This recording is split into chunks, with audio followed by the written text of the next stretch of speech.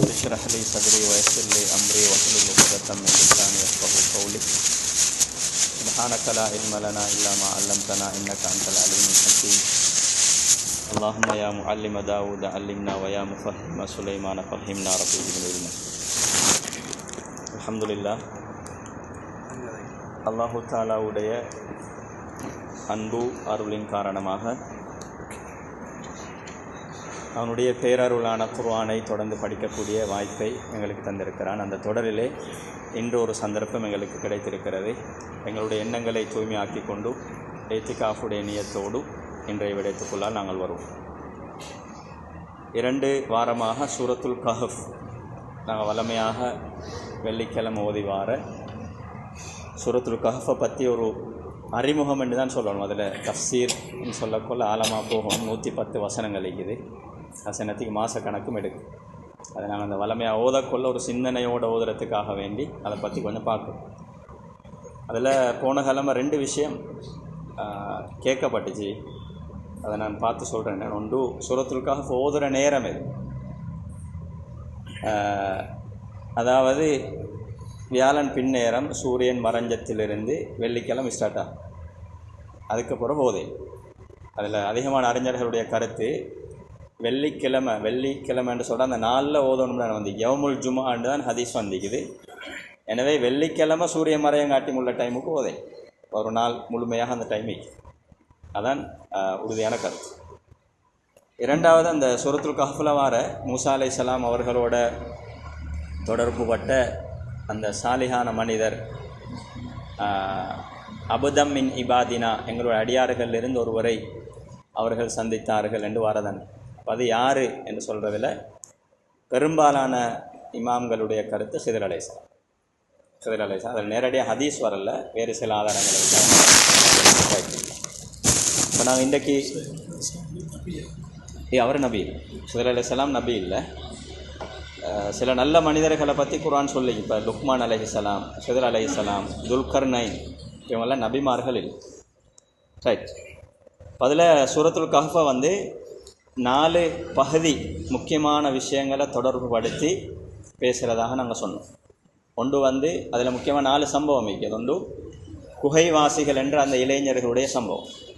அந்த சம்பவம் வந்து மனிதனுக்கு வரக்கூடிய ஈமானோடு தொடர்பான சோதனை.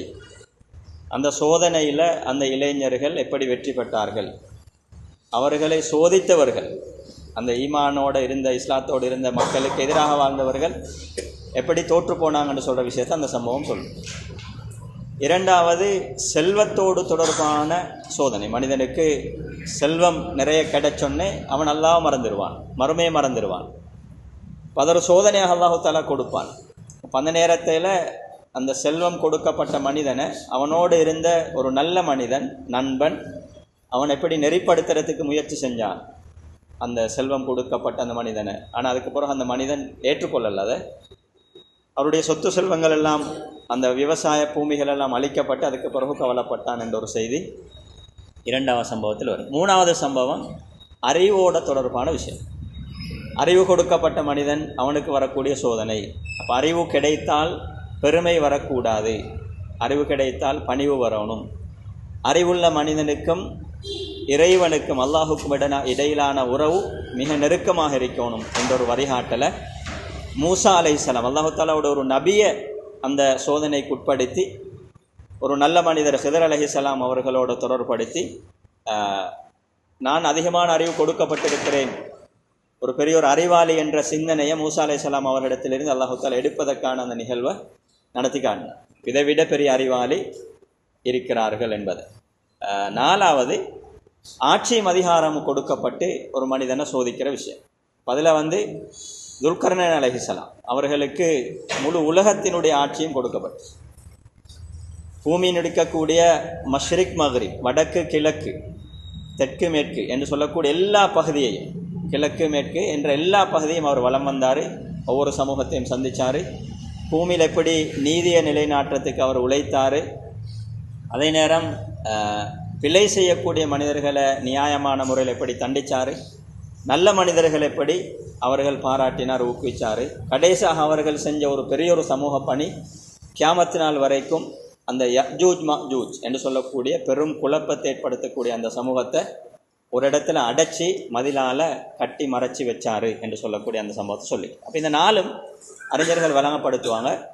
ஏன் அல்லாஹு தாலா ரசூலுல்லாவின் ஊடாக இந்த சூறாவை வெள்ளிக்கிழமை ஓதிட்டு வரணும் என்று சொல்கிற சிறப்போடு மட்டும் நிப்பாட்டாமல் அதை ஓதிட்டு வந்தால் தஜ்ஜாலுடைய சோதனையிலிருந்து பாதுகாக்கப்படுவாங்க என்று சொல்கிற ஒரு ரிவாயத்துகளும் இருக்குது என்று சொல்கிறதுக்கு காரணம் தஜ்ஜால் கியாமத் நாள் கிட்டவாக கொள்ள இப்படியான சில ஆசைகளை மனிதனுக்கு கொடுத்து அவன்ட ஈமான பறித்து கொள்றதுக்குள்ள முயற்சி செய்வான். அப்போ இந்த சூரத்துல் கஹ்ஃபை கருத்தையும் அதனுடைய படிப்பினைகளையும் வழிகாட்டல்களையும் விளங்கி ஓதக்கூடிய ஒரு மனிதன் இப்படியான சோதனைகள் வரும் பொழுது தன்னுடைய ஈமான பலப்படுத்தி கொண்டு அந்த சோதனைகளை எப்படி தாண்டி செல்லணும், எப்படி வெற்றி பெறணும் என்ற மனோ வலிமையை பெற்றிருப்பான். அப்படியான மனிதனுக்கு தஜ்ஜாலுடைய பிரச்சனைகள் எல்லாம் ஒரு பிரச்சனையாக இருக்க மாட்டாது. சரிதானே? அப்போ இது நாங்கள் நல்லா சிந்திச்சு பார்த்தா ஆரம்ப மனிதனையும் வழிகெடுத்த இப்படியான ஒரு ஆசையை காட்டு. அதே மாதிரி கடைசியாக கியாமத் நாள் உலகம் அழியக்கிட்ட இருக்கக்கூடிய மனிதர்களையும் வழிகெடுக்கக்கூடிய முயற்சியில் இப்படியான ஆசைகள் தான் தஜ்ஜாலால் காட்டப்படும். இப்லீஸ் ஆதம் அலைஹிஸ்ஸலாம் அவர்களை அல்லாஹு தாலா புசிக்க வேண்டாம் என்று தடுத்து அந்த மரத்தை நோக்கி போகிறதுக்கு அவன் ஊட்டின ஆசை என்னன்னு சொன்னால், ஹல் அதுல்லு காலா ஷஜரத்தில் ஹுல்தி வமுல்கில் லாயபுலா, உங்களுக்கு நிரந்தரமாக வாழ்வதற்கும் அழிஞ்சு போகாத ஆட்சி அதிகாரம் கிடைக்கிறதுக்கும் ஒரு மரத்தை நான் காட்டி தரட்டுமா என்று தான் கேட்டேன். அப்போ எல்லா மனுஷனுக்கும் உள்ள ஒரு ஆசை, மூத்தாகாமல் வாழணும், அதிகாரத்தில் ஈக்கணும். அப்போ இந்த ஆசையை காட்டி தான் ஆதம் அலைஹிஸ்ஸலாம் அவர்களை அல்லாஹு தாலா இட்ட கட்டளையை மறக்கடிக்க சொன்னார். அதே மாதிரி தான் மறுமை கிட்டவாகினோடனே தஜ்ஜால் உலக இன்பங்களை காட்டி சொத்து செல்வங்களை காட்டி அவனுடைய ஆட்சி அதிகாரங்களை வச்சு மனுஷனை வழிகெடுக்கிறதுக்கு முயற்சி. அப்போ இதை உணர்த்தக்கூடிய முறையில் தான் இந்த சூறாவுடைய 4 சம்பவங்களும் அமைஞ்சிக்கு. அப்போ அதில் நாங்கள் போன கிழமை 2 சம்பவத்தை தொடர்படுத்தி நாங்கள் பார்த்தோம். முதலாவது அந்த இளைஞர்களோட தொடர்பான ஈமானுக்கான அவர்களுக்கு வந்த சோதனை, ஈமானுக்கு வந்த சோதனை. அதில் இன்னும் ஒரு கருத்தை அறிஞர்கள் சொல்லுவாங்க. அதாவது அப்போ அந்த இளைஞர்களுக்கு ஈமானிய சோதனை, அவர்களுடைய இஸ்லாத்துக்கும் மார்க்கத்துக்கும் அந்த அநியாயக்கார ஆட்சியாளனால் வந்த சோதனையின் போது அவர்கள் என்ன செஞ்சாங்கன்னு சொன்னால், ஒரு அங்கிருந்து அந்த பிரதேசத்தை விட்டு வெளியேறி தப்பி சென்று ஒரு குகைக்குள்ளால் தஞ்சம் புகுந்து கொண்டான். அது அந்த கஹ்ஃபினுடைய 10வது வசனத்தில் பேசப்பட்டி. இது அவல் ஃபித்யத்து இலல் கஹ்ஃபி, அந்த இளைஞர்கள் குகைக்குள்ளால் ஒதுங்கியதை நீங்கள் ஞாபகம் செய்து பாருங்கள். ஒதுங்கிறதோடு நிற்காம ஃபகாலு ரப்பனா ஆத்தினா மின் லதுன்க ரஹ்மா, யா அல்லாஹ் உன்னிடமிருந்து எங்களுக்கு அருள் தருவாயாக, வஹய்யி லனா மின் அம்ரினா ரஷதா, எங்களுடைய காரியங்களிலிருந்து எங்களுக்கு சீரானதை நீ தயார்படுத்தி தருவாயாக என்று துவா கேட்டார்.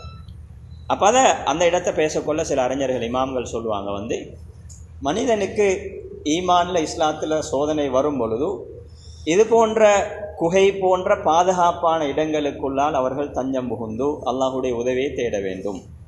அப்போ மனிதனுக்கான இந்த காலத்தில் வரக்கூடிய சோதனைகளுக்குள்ளால் அவன் தஞ்சம் புகுறதுக்கு இப்போ பௌதீக குகைகள் என்று சொல்லி எனக்கு தேடி போகலாம். சில அறிஞர்கள் சொல்லுவான், குறிப்பிட்ட சில அறிஞர்கள் அவன் தஞ்சம் புகுற வேண்டிய இடம் குர்ஆன். குர்ஆனுக்குள்ளால் தான் அந்த மனிதன் அடைக்கலம் புகுற வேண்டும், அவனுடைய பாதுகாப்புக்கு அவன் ஒளிஞ்சு கொள்ள வேண்டும், அதிலிருந்து அல்லாஹு தாலாவுடைய அருளை எதிர்பார்த்து அவன் பிரார்த்திக்க வேண்டும் என்பது போன்ற ஒரு கருத்தை சொல்வார். ரைட்? அப்போ அது அந்த முஃமின்களுக்கு முஸ்லீம்களுக்கு வரக்கூடிய சோதனை. அப்போ அதில் நாங்கள் இன்னொரு விஷயத்தை ஞாபகப்படுத்தினோம், இது அந்த அஸ்ஹாபுல் கஹ்ஃபுடைய காலத்தோட மட்டும் சுருங்கின விஷயம் அல்ல, எல்லா நபிமார்களுடைய காலத்திலேயும் இது தொடராக நடந்து வரக்கூடிய விஷயம். முஃமின்களுக்கு எதிராக முஸ்லீம்களுக்கு எதிரான சோதனைகள் பிரச்சனைகள் வந்து கொண்டே இருக்கும். அது ஒவ்வொரு வடிவத்தில் வரும். ஆனால் அந்த காலத்தில் ஈமான்லையும் இஸ்லாத்திலையும் உறுதியாக இருந்த மக்கள் அந்த காலத்துக்கு ஏற்ற மாதிரி தங்களை பாதுகாத்து கொள்வதற்கான முன்னெடுப்புகளை செய்தார்கள். இப்போ நபி ஸல்லல்லாஹு அலைஹி வஸல்லம் உடைய காலத்தை எடுத்துக்கொண்டால் சஹாபாக்கள் அந்த குறைஷி தலைவர்களால் சோதிக்கப்பட்டார். நபி ஸல்லல்லாஹு அலைஹி வஸல்லம் அவர்கள் அந்த இஸ்லாத்துடைய பிரச்சாரத்தை கைவிடணும் என்று சொல்கிறதுக்கான பல முயற்சிகளை செய்தார்கள். நாம் ஜுசூவில் படிக்க கொள்ளையும் அந்த சூறாக்களை படிக்க கொள்ளையும் அவர்களை மானசீக ரீதியாக வீழ்த்துறதுக்கு முயற்சி செஞ்சாங்க. அவர்களுக்கு உடலியல் ரீதியான தொந்தரவுகளை கொடுத்தார்கள். அவங்கள மோசமான வார்த்தைகளால் பேசி உள்ளத்தை நோவினைப்படுத்தினார்கள். அதே மாதிரி பேரம் பேசி பார்த்தாங்க, எல்லாம் செஞ்சு பார்த்தாங்க. ஆனால் ரசூலுல்லாஹி ஸல்லல்லாஹு அலைஹி வஸல்லம் அதிலிருந்து பின்வாங்கலை. இதே மாதிரி தான் சஹாபாக்களோடு நடந்தோம். இதே மாதிரி இப்போ எங்கட காலத்தில் வேறு வேறு வடிவங்கள் இந்த சோதனைகள் வரலாம். சில நேரத்துக்கு அது எங்களுக்கு சோதனை என்று தெரியாமல் கூட அதுக்குள்ளால் நாங்கள் மாட்டிக்கொள்றதுக்குள்ள நிலைமைகளும் கூட இருக்கு. அப்போ உண்மையான ஒரு முஃமின், ஒரு முஸ்லீம், அவனுடைய ஈமானையும் இஸ்லாத்தையும் பாதுகாக்க வேண்டும் என்று சொன்னால் அவன் எந்த நேரத்திலும் விழிப்போடு இருப்பான். தன்னுடைய சிந்தனைக்கு, இறை நம்பிக்கைக்கு, மறுமையுடைய உணர்வுக்கு பாதிக்கக்கூடியவைகள் என்ன வருகுது என்பதில் கவனமாக இருக்கும். அதிலிருந்து அவனை பாதுகாக்கும். அதை ஒரு படி தாண்டி நாங்கள் மேலே போனால் குர்ஆன்களுக்கு சொல்லக்கூடியது தான், எங்களை மட்டும் பாதுகாத்து போதும், எங்களோட குடும்பத்தை நாங்கள் பாதுகாக்கும். அப்போ எங்களோட மனைவியை, எங்களோட கணவனை, எங்களோட பிள்ளைகளை இந்த ஈமானுக்கு எதிரான சோதனைகளிலிருந்து நாங்கள் பாதுகாத்து இந்த குர்ஆன் போன்ற இந்த தூதுக்குள்ளால் நாங்கள் தஞ்சம் புகுந்து அந்த மறுமையில் வெற்றி பெறத்துக்கான வழிமுறைகளை நான் கையாளணும். இது ஆக முக்கியமான ஒரு விஷயம். இந்த சூறால அந்த சம்பவத்திலிருந்து நாங்கள் படிக்கக்கூடியது. அப்போ அதில் அந்த சம்பவத்துக்கு பின்னால் அல்லாஹு தாலா சொன்ன சில விஷயங்களை நாங்கள் பார்த்தோம். அல்லாஹு தாலா குர்ஆனை மக்களுக்கு எத்தி வைக்க சொல்லி சொன்னான். அதில் 27வது வசனத்திலிருந்து 9வது வசனத்திலிருந்து 26 வரைக்கும் தான் அந்த அஸ்ஹாபுல் கஹ்ஃபுடைய சம்பவம் பேசப்பட்டது. அதுக்கப்புறம் 27லிருந்து 31 வரைக்கும் உள்ள வசன பகுதியில் அந்த சம்பவத்துக்கு பின்னால் இருந்து அல்லாஹு தஆலா சில வழிகாட்டல்களை எங்களுக்கு தந்தான் என்று சொல்கிற விஷயத்தை நாங்கள் பார்த்தோம். குர்ஆனை இந்த சமூகத்துக்கு எத்தி வைப்பீராக 27வது வசனத்தில் வத்லுமா ஊஹிய இலைக்க மின் கிதாபி ரப்பிக். அதே மாதிரி நல்ல நட்பு தொடர்பாக அல்லாஹு தஆலா 28வது வசனத்தில் பேசினார். அல்லாஹுடைய சிந்தனையில் காலையிலும் மாலையிலும் அல்லாஹுடைய பொருத்தத்தை நாடி அந்த வணக்க வழிபாடுகளில் இருக்கக்கூடிய அந்த நல்ல மனிதர்களோட நபியை நீங்கள் பொறுமையாகிறீங்க. உலக இன்பங்களுக்கு பின்னால் வைத்து மனோ இச்சையின் பிரகாரம் மனம் போன போக்கில் வாழக்கூடிய மனிதர்களை நீங்கள் பின்பற்ற வேணும் என்று சொல்லி ஒரு வழிகாட்டல் ஒன்று அல்லாஹு தஆலா கொடுத்தான். அதே மாதிரி சத்தியம் என்பது அல்லாஹ்விடமிருந்து வரக்கூடியது. எனவே விரும்புகிறாக்கள் அந்த சத்தியத்தை ஏற்றுக்கொள்ளலாம், விரும்புகிறாக்கள் அதை புறக்கணிக்கலாம். இஸ்லாம் ஒரு நாளும் ஒரு மனிதனுக்கு சத்தியத்தை திணிக்கிறதுக்கு விரும்பல். ஃபமன் ஷா அஃபல் யுமின் வமன் ஷா அஃபல் யக்ஃபுர். அல்லாஹ்விடமிருந்து வரக்கூடிய இந்த சத்தியத்தை விரும்புபவர்கள் ஈமான் கொள்ளட்டும், விரும்புபவர்கள் நிராகரிக்கட்டும். ஆனால் நிராகரிப்பவர்களுக்கு பெரிய கடுமையான தண்டனை இருக்கிறது, அதனை ஏற்று வாழ்பவர்களுக்கு சுவர்க்கம் இருக்கிறது என்று சொல்லி அதுக்கு பின்னால் அடுத்த வசனங்கள் அல்லாஹு தஆலா பேசிக்கிறான்.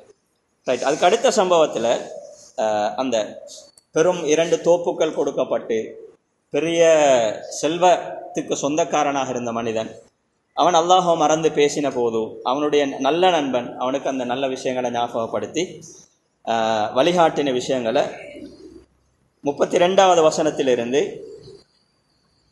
44 வரைக்கும் உள்ள வசனங்கள் அந்த சம்பவம் பேசப்பட்டது.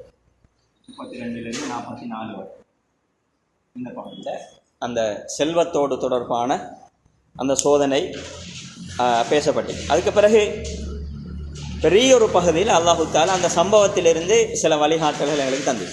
அதாவது 45லிருந்து 58 வரைக்கும் உள்ள வசனங்களில் இந்த சம்பவத்திலிருந்து நாங்கள் எடுக்க வேண்டிய பாடங்கள், படிப்பினைகள் போன்ற விஷயங்கள் அல்லாஹு தஆலா ஞாபகப்படுத்திக்கிறோம்.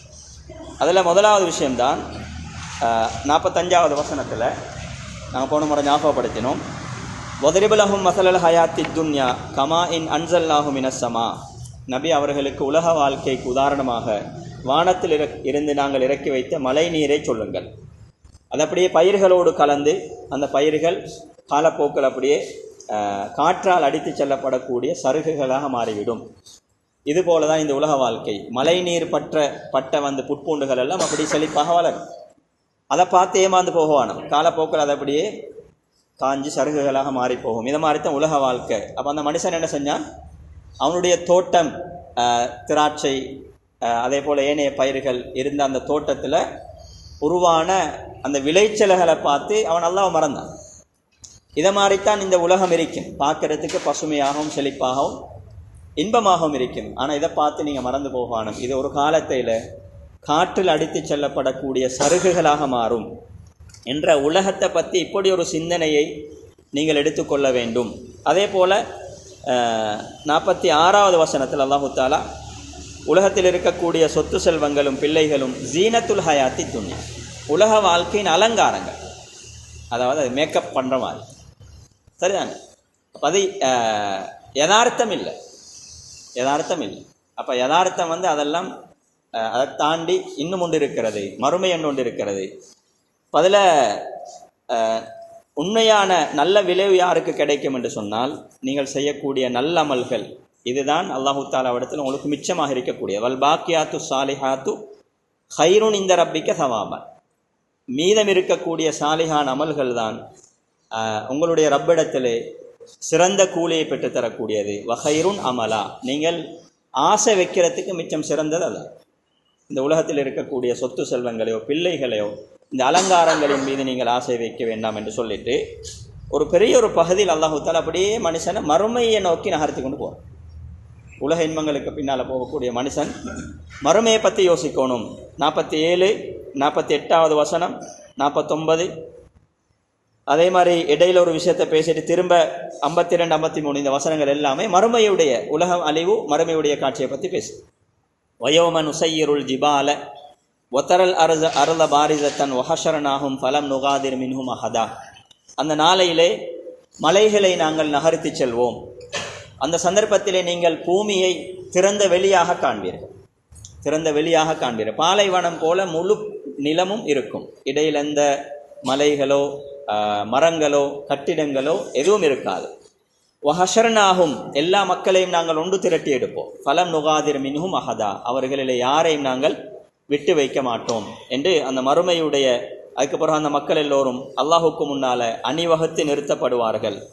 அவர்கள் எப்படி ஆரம்பத்திலே நாங்கள் படைத்தோமோ அதே போல் அணிவகுத்து நிறுத்தப்படுவார்கள். அதுக்கப்புறம் மறுமையுடைய அந்த காட்சிகள் அப்படியே ஆரம்பிக்குது.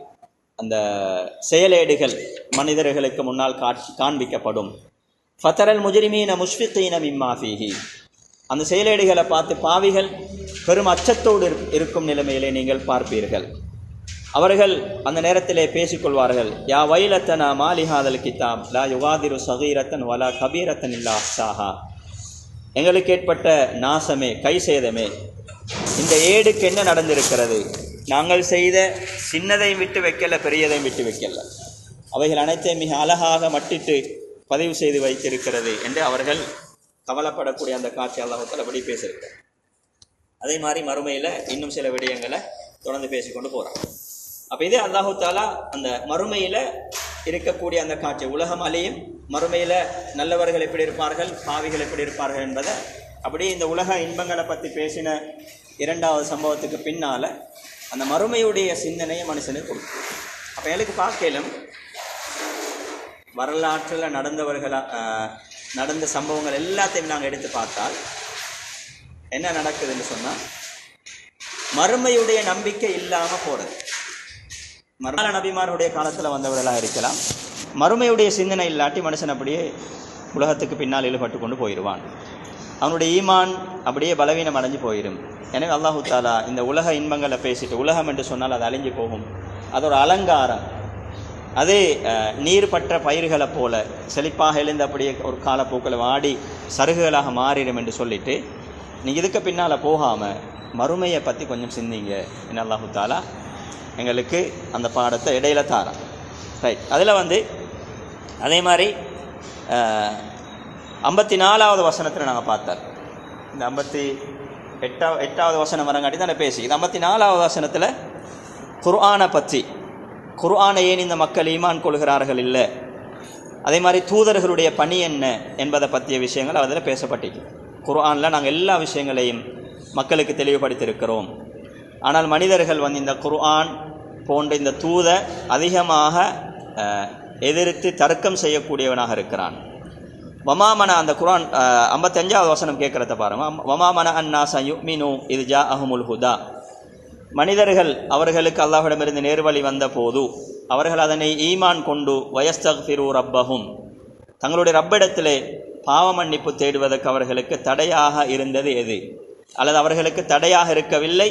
இல்லா அந்த தத்தியகும் சுன்னத்துல் அவ்வலீன், அவர்களுக்கு அல்லாஹு தாலாவுடைய சோதனை வரும் வரைக்கும் அல்லது வருவதை தவிர முன்னோர்களுடைய சோதனைகள் வந்தது போல வருவதை தவிர, அவ் யாத்தியஹுமுல் அதாபு குபுலா, அல்ல அவருடைய கண்ணுக்கு முன்னாலே அந்த தண்டனைகள் இறங்குவதை தவிர அவர்களுக்கு தடைகள் வேறு எதுவும் இருக்கல்.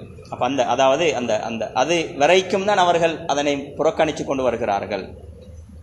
அதே போல் நாங்கள் தூதுவர்களை தொடர்ந்து அனுப்பினோம் மக்களுக்கு வழிகாட்டுவதற்காக வேண்டி என்று சொல்லி அந்த குர்ஆனுடைய பணியை பற்றி அல்லாஹு தாலா பேசிக்கொண்டு போகிறான். அதில் கடைசாக அந்த சம்பவம், இந்த நாலாவது சம்பவம் ஆரம்பிக்கிறதுக்கு முன்னால் அல்லாஹு தாலா ஒரு மனிதனுக்கு ஒரு ஆதரவண்டை ஏற்படுத்துறதுக்கு, நீங்கள் எவ்வளோ தவறு செஞ்சிருந்தாலும் பிழை செஞ்சிருந்தாலும் உங்களுக்கு மாறி வருவதற்கான வாய்ப்பு இருக்கிறது. வரப்புக்கள் கஃபூருர் ரஹ்மா, உங்களோட ரப்பு பாவங்கள் மன்னிக்கக்கூடிய ரஹ்மத் இரக்கம் உள்ளவனாக இருக்கிறான். லவ் யுஆஹிதுஹும் பிமா கஸபு லஅஜ்ஜல லஹுமுல் அதாப், அல்லாஹு தாலா மனிதர்கள் செய்த குற்றங்களுக்காக அவர்களை தண்டித்தால் உலகத்திலே அவர்களுக்கான தண்டனை அவசரமாக கொடுத்து விடுவான். பல்லஹும் மௌஇதுன் லை யஜிது மின் தூனிஹி மௌஇலா, என்றாலும் அவர்களுக்கு அந்த தண்டனையை கொடுப்பதற்கான ஒரு குறித்த நேரத்தை அல்லாஹு தஆலா வைத்திருக்கிறான். அந்த நேரம் வந்து விட்டதென்றால் அந்த மனிதர்களால் தப்ப முடியாது. இப்போ மறுமைக்கு அப்படி அல்லாஹு தஆலா அழைத்து கொண்டு போகிறான். அந்த மறுமையுடைய நிலைமை, உங்களுக்கான தண்டனை வருவதற்கு அல்லாஹு தஆலா தீர்மானித்து நிர்ணயித்து வச்சிருக்கக்கூடிய நேரம் வருவதற்கு முன்னால் நீங்கள் அல்லாஹ்விடத்தில் மன்னிப்பு கேட்டு நீங்கள் திருந்திக் கொள்ளுங்கள், இல்லை என்றால் அழிவு வந்தால் தப்ப முடியாது என்று சொல்லிட்டு ஒரு கடுமையான எச்சரிக்கை ஒன்று அடுத்த வசனத்தில் வருகிறது. 59வது வசனத்தில் வத்தில்கல் குரா அஹ்லக்னாஹும் லம்மா வலமு, அந்த கிராமங்கள், அந்த கிராமத்தில் வசித்தவர்கள் அநீதி இழைத்த போது, அநியாயம் செய்த போது அவர்களை நாங்கள் அழித்து விட்டோம். வஜஅல்னா லிமஹ்லிகிஹிம் மௌஇதா, அவர்களை அழிப்பதற்காக குறித்த ஒரு நேரத்தை நாங்கள் நிர்ணயித்து வைத்திருந்தோம். அப்போ இது 59வது வசனத்தில் இதுக்கு பின்னால் சொல்லக்கூடிய ஒரு விஷயம். அப்போ இது அந்த சம்பவத்தை பேசிக்கொண்டு கடந்த மறுமையும் ஞாபகப்படுத்திட்டு கடந்த கால நிகழ்வுகளையும் அல்லாஹு தஆலா இடத்துல ஞாபகப்படுத்துகிறான். அந்த சமூகம் எல்லாம் எப்படி அழிக்கப்பட்டுச்சுன்னு சொல்லி. ரைட். அதுக்கு அடுத்தது 60வது வசனத்திலிருந்து அடுத்த சம்பவம் ஆரம்பிக்குது. 3வது சம்பவம் 60லிருந்து 82 வரை. மூசா அலைஹிஸ்ஸலாம், ஹிதர் அலைஹிஸ்ஸலாம். அப்போ அது ஒரு பெரிய ஒரு சம்பவம். அதில் சுருக்கம் என்னென்று சொன்னால், ஏற்கனவே சொன்ன மாதிரி அந்த மூசா அலைஹிஸ்ஸலாம் அவர்களிடத்திலே யார் அறிவாளி என்று கேட்கப்பட்ட போது அவர்கள் நான் என்று ஒரு சபையிலே சொன்னார்கள். அல்லாஹு தஆலா உங்களை விட அறிவாளிகள் உலகத்தில் இருக்கிறார்கள், அறிவு வந்ததற்கு பிறகு நான் என்ற உணர்வு வரக்கூடாது என்பதற்காக மூசா அலைஹிஸ்ஸலாத்தை அறிவை தேடி ஒரு பயணத்தில் அல்லாஹு தஆலா அனுப்பி வச்சான். அப்போ பைத்து தான் 65வது வசனத்தில் சொல்லுது, மூசா அலைஹிஸ்ஸலாம் தனது துணைக்காக யூஷா என்று சொல்லக்கூடிய ஒரு இளைஞரை அழைத்து கொண்டு போகிறாரு. பைத்து ஃபவஜதா அபதம் மின் இபாதினா, அவர்கள் எங்களுடைய அடியாறுகளிலே ஒரு அடியாரை சந்தித்தார்கள். ஆத்தைனாஹு ரஹ்மத்தம் மின் இந்தினா, அவர்களுக்கு எங்களுடைய அருளை நாங்கள் கொடுத்திருந்தோம். வ அல்லம்னாஹு மின் லதுன்னா இல்மா, எங்களிடமிருந்து சில அறிவை அவர்களுக்கு நாங்கள் கற்றுக் கொடுத்திருந்தோம். அப்போ அப்படியான மனிதர்கிட்ட போய்த்து நாங்கள் படிக்க சொல்லித்தான் நாங்கள் அனுப்பினோம். அப்போ அவரை பற்றி சந்தித்ததுக்கு பிறகு அவரோட பின்னால் போகிறதுக்கு மூசா அலைஹிஸ்ஸலாம் அனுமதி கேட்டு, அவர் அனுமதி ஆரம்பத்தில் மறுக்கிறாரு. உங்களுக்கு பொறுமையாகிக்கலாம், நீங்கள் வரக்கொள்ள உங்களோட அறிவுக்கு எட்டாத சில நிகழ்வுகள் நடக்கும். அப்போ அதெல்லாம் உங்களால் சகித்து கொள்ள முடியாமைக்கும், ஏன்னா உங்களுக்கு இயலாது என்று சொன்னோன்னே, இல்லை நான் இன்ஷா அல்லாஹ் பொறுமையாக இருப்பேன். கால சதஜிதுனி இன்ஷா அல்லாஹு சாபிரன் வலா ஆசிலக அம்ரா, இன்ஷா அல்லாஹ் நீங்கள் என்னை பொறுமையாளனாக பெற்றுக்கொள்வீர்கள், உங்களுடைய கட்டளைக்கு நான் மாற்றம் செய்ய மாட்டேன் என்று அவங்களுக்கு பின்னால் தான் போகிறான். அதுக்கு பின்னால் தான் 3 சம்பவம் நடக்குது. இருவரும் ஏறி பயணம் செய்கின்ற அந்த கப்பல் அந்த கப்பலோட ஹிதர் அலைஹிஸ்ஸலாம் டேமேஜ் பண்ணிவிடுறாங்க. ஃபந்தலக்கா ஹத்தா இதா ரக்கிபா ஃபி ஸஃபீனத்தி ஹரக்கஹா 71வது வசனத்தில் சொல்கிறோம். அப்போ உடனே மூசா அலைஹிஸ்ஸலாம் கேட்குறாங்க, கால அஹரக்தஹா லிதுரிக அஹ்லஹா லகத் ஜிக்த ஷைஅன் இம்ரா, இந்த கப்பல் இருக்கக்கூடியவர்களை நீங்கள் அப்படியே நீரில் மூழ்கடிச்சு விடுறதுக்காக வேண்டிய அந்த கப்பலை ஓட்டையாக்கிட்டீங்க. அப்போ இது மூசா அலைஹிஸ்ஸலாம் அவனோட அறிவு தரத்திலிருந்து யோசிக்கிறான். இந்த கப்பலை ஓட்டையாக்குறது ஒரு அநியாயம், இது டேமேஜ் ஆகிடுச்சின்னு சொன்னால் கப்பல் தாண்டால் எல்லாரும் மூழ்கி அழிஞ்சு போவாங்க. ஆனால் இதை பற்றிய ஒரு அறிவு அல்லாஹு தஆலா ஹிதர் அலைஹிஸ்ஸலாத்துக்கு கொடுத்திருந்தார், அந்த மனிதருக்கு கொடுத்தார். அதை பின்னால் அவர் சொல்கிறார் என்னண்டா, பின்னால் அவர் விளங்கப்படுத்த கொள்ள சொல்கிறாரு, அம்மா சஃபீனத்து 79வது வசனத்தில் அந்த கப்பல் வந்து ஃபக்கானத் லிமசாக்கீன யஅமலூன ஃபில் பஹர், கடல் தொழில் செய்கின்ற மிஸ்கீன்களுக்கு சொந்தமான, வறியவர்களுக்கு சொந்தமான கப்பலாக அது இருந்தது. ஃபஅரத்து அன் அஈபஹா, அதில் ஒரு குறையை ஏற்படுத்துறதுக்கு நான் விரும்பினேன். ஏனென்றால் வக்கான வராஅஹும் மலிக், அவர்களுக்கு பின்னால் ஒரு அரசன் இருந்தான். யஅஹுது குல்ல சஃபீனத்தின் கஸ்பா, அதாவது நல்ல கப்பல்கள் எல்லாத்தையும் அவன் அப்படியே அபகரித்து எடுத்துக்கொள்ளும். அப்போ கடற்தொழில் செய்கிறார்கள் கஷ்டப்பட்ட மக்கள், இது நல்ல கப்பலாக இருந்தால் அந்த அரசன் என்ன செய்வான், இவற்றுக்கு அந்த கப்பலை பறித்து கொள்வான். எனவே அவளுக்கு வாழ்வாதாரத்துக்கான ஒரு வழியும் கூட இருக்க மாட்டாது. இதை இப்படி ஏற்படுத்த சொல்லி அல்லாஹு தஆலா எனக்கு அறிவை தந்திருந்தான். இதனால தான் நான் செஞ்சேன். கடைசிக்கு எல்லாத்தையும் சொல்லிட்டு பின்னால் சொல்லுவார். அது மாதிரி ரெண்டாவது ஒரு நிகழ்வு நடக்குது என்னென்னா, ரெண்டு பேரும் அப்படி பைத்து கொண்டிருக்க கொள்ள ஃபந்தலக்கா ஹத்தா இதா லக்கியா குலாமன், ஒரு சிறுவனை சந்திருக்கிறார்கள். ஃபகத்தலஹு, ஹிதர் அலைஹிஸ்ஸலாம் அப்படியே பிடிச்சி அந்த சின்ன பிள்ளைய கொலை செஞ்சுடுறாரு. அப்போ உடனே மூசா அலைஹிஸ்ஸலாத்துக்கு அவரால் சகிச்சு கொள்ள முடியாது. பொதுவாக மனுஷன் அப்படித்தானே, சும்மா அநியாயமாக ஒரு புள்ள விளையாடி கொண்டிருக்கிற பிள்ளைய கூப்பிட்டு கொலை செஞ்சுடுறாரு.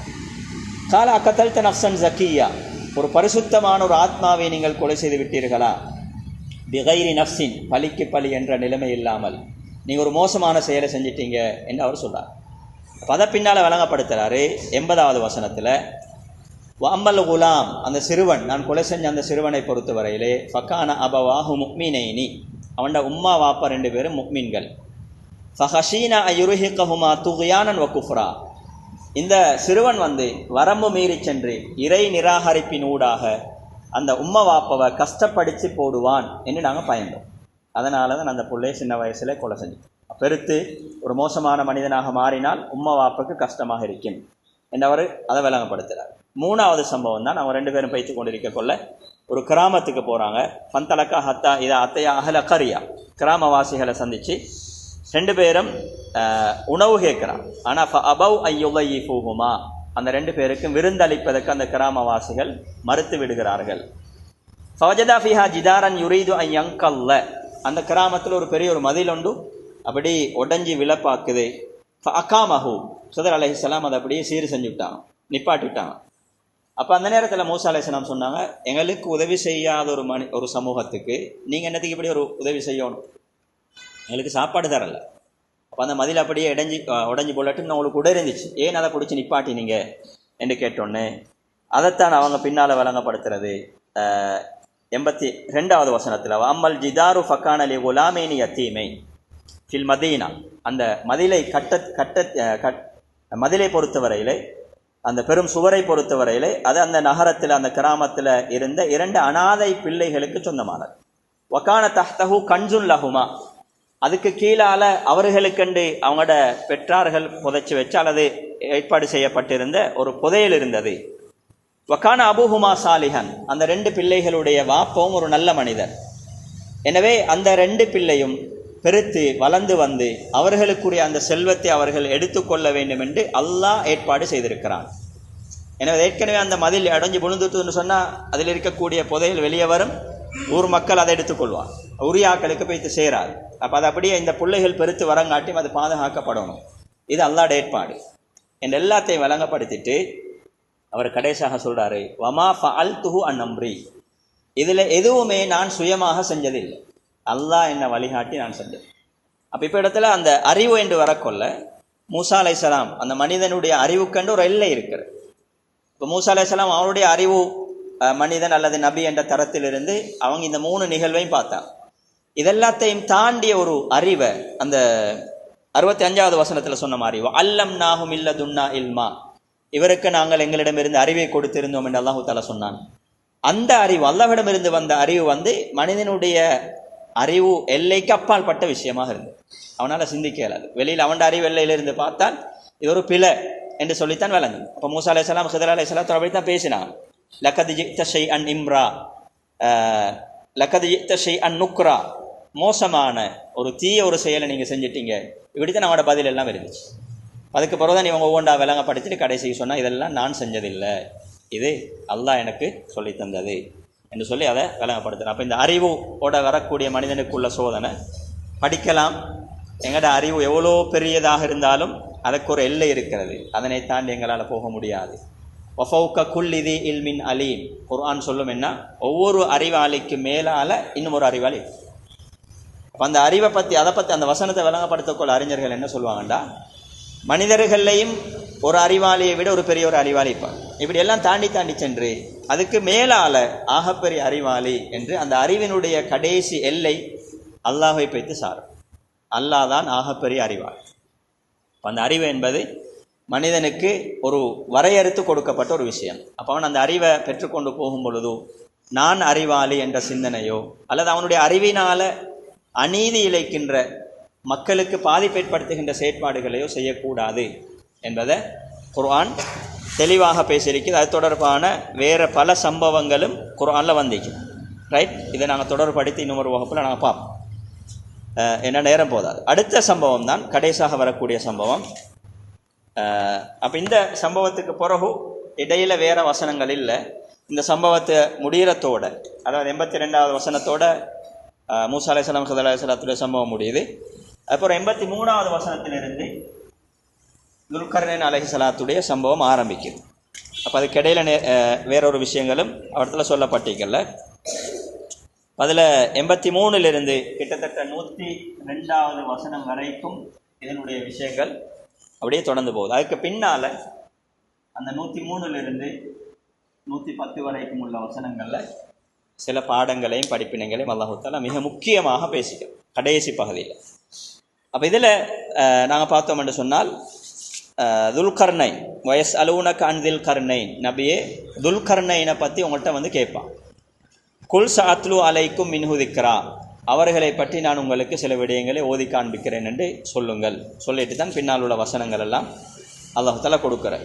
அப்போ அவர்களுக்கு நாங்கள் பூமியில் கண்ணியத்தையும் ஆட்சி அதிகாரத்தையும் கொடுத்திருந்தோம், அவர்களுக்கு அறிவை கொடுத்திருந்தோம். பூமியில் இருக்கக்கூடிய மேற்கு பகுதி கிழக்கு பகுதி எல்லாத்தையும் அவர் வலம் வந்தார். ஒவ்வொரு இடத்துலையும் ஒவ்வொரு வகையான ஒவ்வொரு நிலைமையில் இருக்கக்கூடிய சமூகத்தை சந்தித்தார்.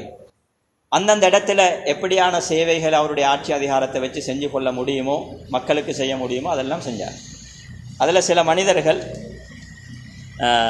உதாரணமாக அவர்களுக்கு சில கூலிகளை கொடுத்து பணத்தை கொடுத்து சில வேலைகளை வாங்க பார்த்தாங்க.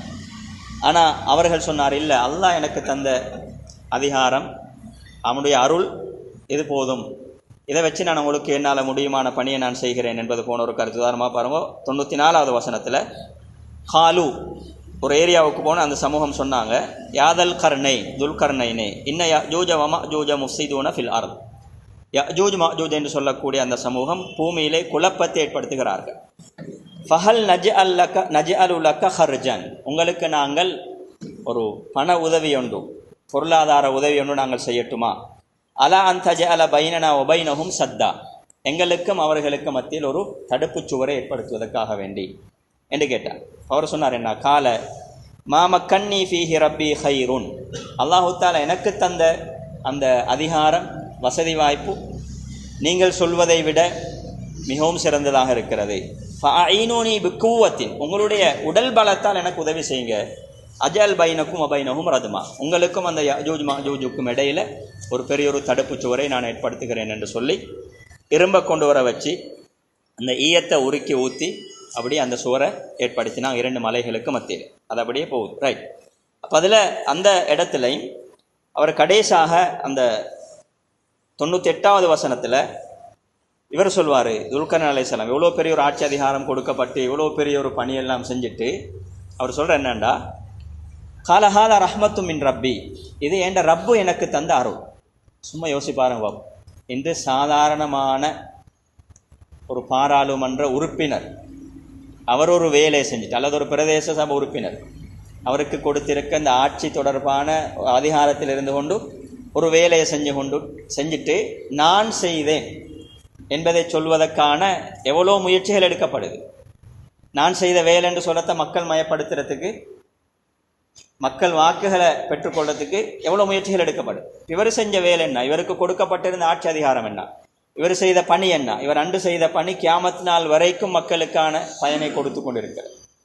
அல்லாஹு தஆலாவுடைய ஏற்பாட்டில் அந்த தடுப்பு சுவர் இல்லாமலாக்கப்பட்டு அந்த சமூகம் வெளியே வருவது என்பது மறுமையினுடைய ஒரு அடையாளமாக அல்லாஹு தஆலா வச்சிருக்கு. அது வரைக்கும் அவருடைய அந்த பணியிலிருந்து சமூகம் பயன்பெற்று கொண்டே இருக்கிறது.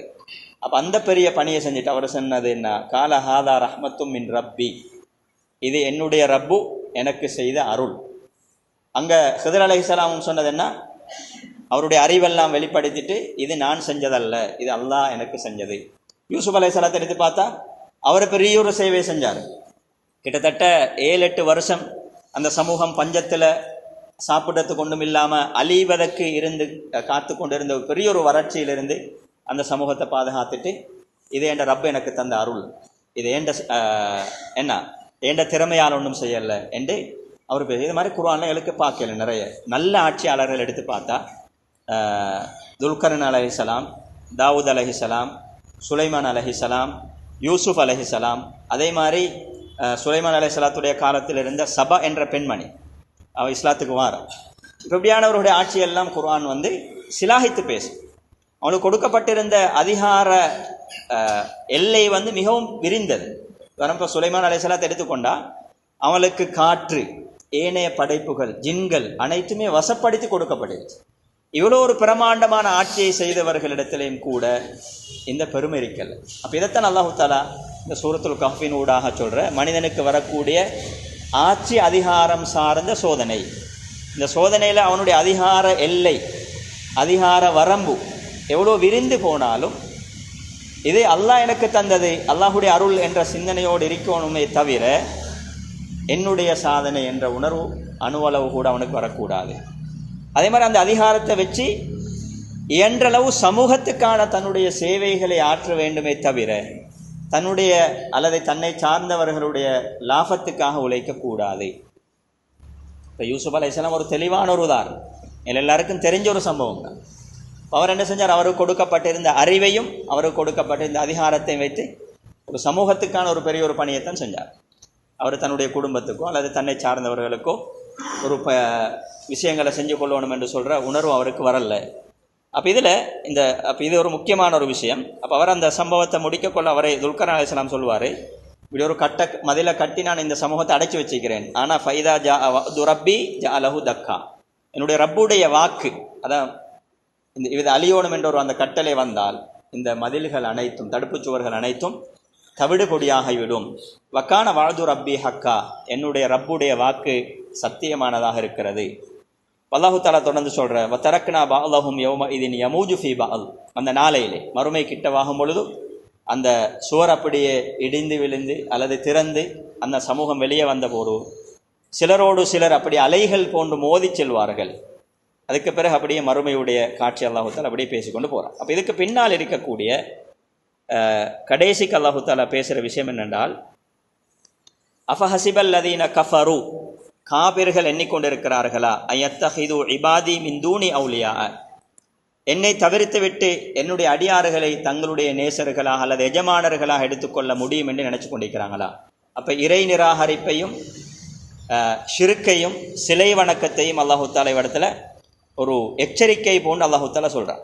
இப்படி செய்யக்கூடியவர்களுக்கு இன்னா அத்தத்னா ஜஹன்னமலில் காஃபிரீன நுசுலா, இப்படியான இறை நிராகரிப்பாளர்களுக்கு தங்குமிடமாக நிச்சயமாக நாங்கள் நரகத்தை தயார் செய்து வைத்திருக்கிறோம். நிச்சயமாக குல்ஹல் நுனபி உக்குமில் அக்ஸரின் அமாலா, செயல்களிலே மிகவும் நஷ்டமடைந்தவர்கள் யார் என்று உங்களுக்கு சொல்லட்டுமா என்று நபியை நீங்கள் அவர்களிடத்தில் கேளுங்கள். அல்லதீன வல்ல சஇஹும் ஃபில் ஹயாத்தி துன்யா, அவர்கள் எப்படியானவர்கள், உலகத்திலே அவர்களுடைய உழைப்பு அல்லாஹ் காட்டிய பாதை இல்லாமல் பிழையான வழியிலே சென்றிருக்கும். வஹும் யஹ்சபூன அன்னஹும் யுஹ்சினூன சுன்னா, அவர்கள் என்ன செய்கிறார்கள் என்றால் நாங்கள் நல்லதை செய்கிறோம் இன்னும் நினச்சி கொண்டிருக்கிறான். அப்போ இந்த இறை நிராகரிப்பாளர்களும் இந்த அநியாயக்காரர்களும் நல்லது செய்கிறோம் என்று நினச்சி கொண்டிருக்கிறாங்க. இவர்கள் தான் ஆகப்பெரிய நஷ்டவாளி. அப்போ காஃபிர்களுடைய செயல்கள் எப்படிப்பட்டது என்று சொல்லி நிறைய உதாரணங்கள் குர்ஆன்ல சொல்லிக்கிறாங்க. காணல் நீரை போல, தூரத்துலேருந்து பார்த்தா தண்ணி இருக்கிற மாதிரி இருக்கும், கிட்ட போய்த்து பார்த்தா தாகத்தோட தண்ணியை தேடி ஓடி போகிறாங்க, கிட்ட போய்த்து பார்த்தா அது வெறும் தரை. அதே போல் பெரும் சாம்பல் குவியல்களை போல் இருக்கும், அது காற்றடித்தால் அப்படி அடித்து சென்று விடும். கரமாதி நிஷ்தத் பிஹிர் ரீஹ், செயல்பாடுகள் பெருமானமற்றதாக இருக்கும். மறுமையில் அவனோட நிலைமை என்னன்னு சொல்லி 105வது வசனத்தில் அல்லாஹ் தஆலா சொல்கிறான், உலாய்கல்லதீன கஃபரு பி ஆயாத்தி ரப்பிஹிம் வலிகாயிஹி, அவர்கள் தங்களுடைய ரப்புடைய ஆயத்துகளையும் ரப்பை சந்திப்பதையும் நிராகரித்தார்கள். ஃபஹபிதத் அமாலுஹும், அவருடைய செயல்கள் அனைத்தும் அழிந்து போய்விட்டன. எவ்வளோ பயங்கரமான அந்த முடிவுன்னு பாருங்கள் அந்த வசனத்தில். ஃபலா நுகீமு லஹும் யௌமல் கியாமத்தி வஸ்னா, மறுமையிலே அவர்களுக்கு எந்த பெருமானத்தையும் நாங்கள் கொடுக்க மாட்டோம், எந்த பெருமானத்தையும் கொடுக்க மாட்டோம். அந்த தராசில் நெருக்க கொள்ள அவன் செஞ்ச எவ்வளோ பெரிய அமலாக இருந்தாலும் அதுக்கு எந்த பெருமதியும் இல்லை.